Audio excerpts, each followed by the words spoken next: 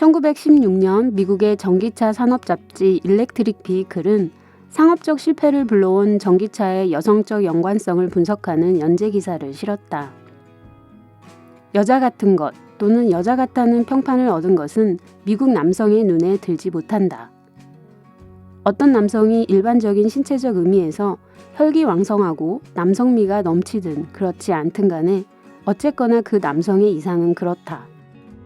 즉 자동차든 색깔이든 여성이 좋아하는 것이라면 남성은 신념상 늘 그것에서 거리를 두려 한다. 슬프게도 바로 이것이 전기차에 발생한 일이라고 이 잡지는 결론 내린다. 물론 이것은 터무니없고 비논리적인 신념이었다. 실제로 전기차는 여성뿐만 아니라 남성에게도 무척 적합했다. 그러나 이 잡지가 지적했듯이 전기차가 여성적이라고 생각한 남성은 그 즉시 전기차를 지우고 휘발유차를 구매한다. 살아남고 싶다면 전기차 산업은 남성적인 자동차를 만들어낼 수 있어야 한다. 그러나 정확히 반대의 상황이 벌어졌다. 전기차는 더 남자다워지지 않았다. 적어도 약 한 세기 뒤 일론 머스크가 전기차를 더 활성화하기 전까지는 말이다.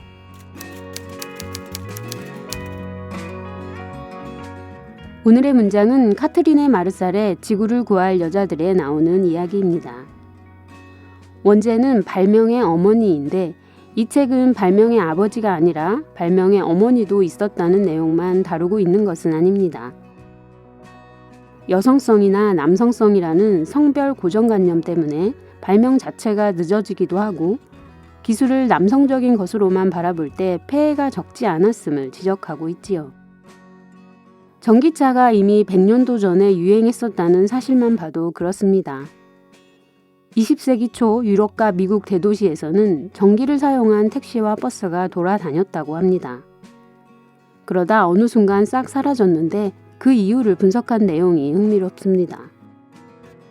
당시 유럽에 있는 모든 자동차 중 3분의 1이 전기를 이용했고 미국은 그 비율이 더 높았다고 합니다.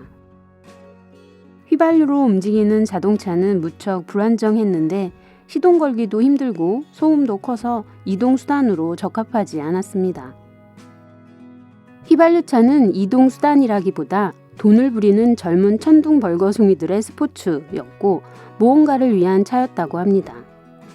시끄럽게 소리를 내며 요란을 떨어야 남자다운 것이라 여긴 것이지요. 모험은 당시에는 더욱 여성이 아닌 남성을 위한 것이었고요. 그 결과 조용하고 안전한 전기차는 더 여성스럽다는 개념이 등장했습니다. 자동차 광고들은 전기차의 장점과 여성의 이미지를 동시에 내세우며 전기차가 여성을 위한 차임을 강조했습니다. 남성 소비자에게는 당신의 예비 신부나 와이프에게 전기차를 사주라고 독려했지요. 당시 미국의 한 자동차 칼럼니스트는 인류의 절반인 여성에게 전기 차량만큼 확실한 위안을 주는 발명품이 있었던가 라고 썼습니다. 휘발유차는 시동을 걸려면 크랭크를 돌려야 했는데 이것은 힘들고 위험한 일이었습니다. 반면에 전기차는 운전석에서 시동을 걸 수 있었지요. 조용하고 관리도 쉬웠습니다. 전기차는 도시주행의 이상적인 선택지였지만 배터리 문제로 그리 멀리까지 달리지 못했습니다. 그러나 시장은 이러한 특성이 오히려 여성에게 더 적합하다고 보았지요. 여성은 그리 멀리까지 갈 필요가 없다고 생각한 것입니다. 최초로 시속 100km를 넘은 차도 전기차였다고 합니다. 그러나 시간이 흐르면서 휘발유차가 속도를 따라잡았고 전기차는 더 느리고 안정적인 선택지가 되었습니다. 휘발유차의 전기 시동장치 장착에 성공한 캐딜락은 즉시 모든 모델에 전기 시동장치를 도입했지만 다른 회사들은 이를 주저했습니다. 이 발명품이 모두를 위한 기능 향상이 아닌 여성의 편의를 봐준 조치로 여겼기 때문이지요. 그 기이한 장치가 확실히 우아하긴 하지만 그리 필요치 않다고 생각했습니다. 뉴욕타임즈도 이 혁신을 숙녀의 편의와 편리를 위한 또 하나의 아이템으로 묘사했습니다. 포드의 모델 T는 1920년대가 되어서야 전기 시동장치를 달았습니다. 그때까지 포드 자동차에서 크랭크를 빼고 전기 시동장치를 달고 싶은 사람은 추가 부품을 구매해야 했지요. 편리함과 안전이라는 개념을 휘발유차에 통합했는데도 자동차 업계는 전기차에 내포된 여성성을 불평하며 남성을 위한 차와 여성을 위한 차를 구별했던 것입니다.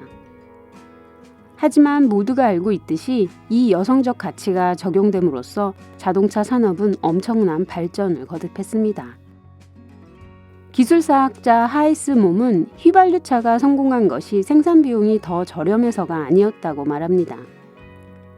휘발유차가 생산 비용이 저렴해진 것은 전기차를 시장에서 어느 정도 몰아내고 난 뒤의 일이었다는 것이죠.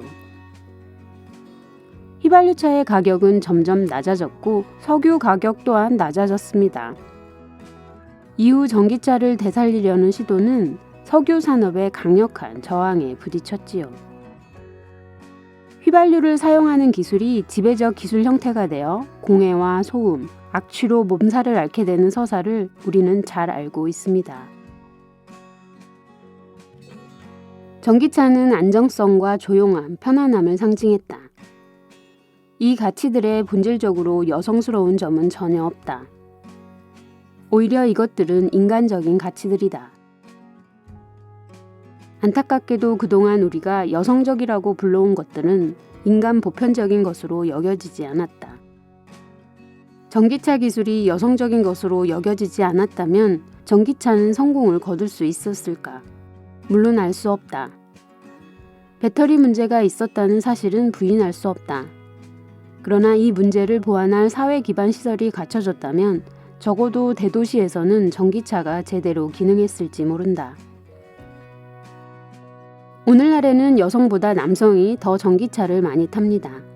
이제 전기차가 남성들의 기호품이 된 것처럼 보입니다. 진정한 남자는 전기차를 탄다로 남성성의 개념이 바뀌기라도 한 것일까요? 진정한 남자, 진정한 여자라는 성별바스에 갇히지만 않았어도 과학기술의 양상은 지금과는 많이 달랐을 것입니다.